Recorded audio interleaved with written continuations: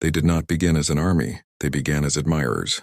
In the years after leaving Hogwarts, Tom Riddle did not immediately declare war. He gathered influence quietly. Former Slytherin classmates, pure-blood sympathizers, witches and wizards who believed that magical blood meant superiority. At first, they were not called Death Eaters, they were followers. Riddle had already begun splitting his soul. His appearance was changing. His voice carried weight. His ideas were dangerous but seductive. Wizards should not hide. Muggleborns diluted magical society. Power belonged to the strong. Fear and pride built the foundation. By the late 1960s and early 1970s, Riddle had fully transformed into Lord Voldemort. That is when the name appeared, Death Eaters.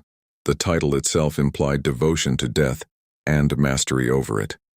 Membership was not casual. Voldemort marked his followers with the Dark Mark.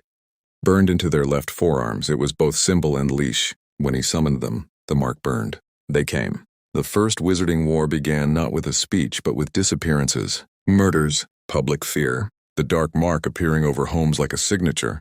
The Death Eaters operated in cells. Some infiltrated the ministry. Others terrorized openly. They were not mindless soldiers. Many were wealthy, educated, and politically connected. Families like the Malfoys aligned themselves early. Others joined out of belief, some out of fear.